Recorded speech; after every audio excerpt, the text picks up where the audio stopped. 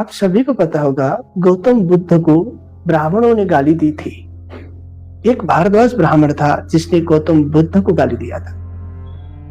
बुद्ध विनम्रता के साथ मुस्कुराते रहे। क्या गौतम बुद्ध कभी ये बोल सकते कि भारद्वाज ब्राह्मणों ने मुझे गाली दिया, मैं मानहानि केस करूंगा? कभी गौतम बुद्ध ऐसा बोल सकते थे? कभी नहीं।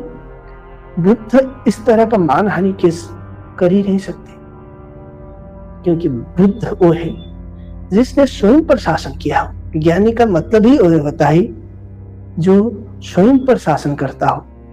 वो किसी भी तरह के बाहरी तत्वों से विचलित नहीं होता। कोई भी उसके मन को किसी भी तरह अलग थलग नहीं कर सकता।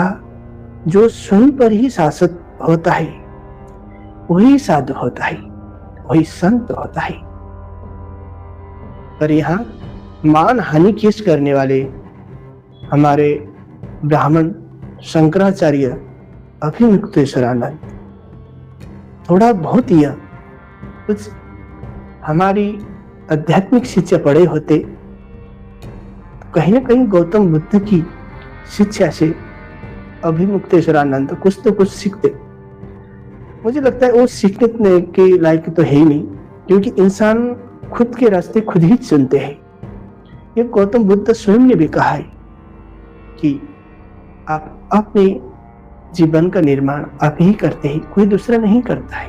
इंसान अपने मनस्थिति अनुसार ही उसी तरह के रास्ता चुनता है।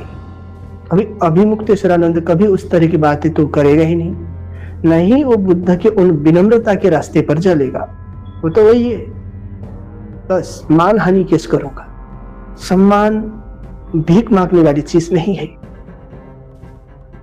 संतों की वाणी लोगों को खुद ही विनम्र कर देती है।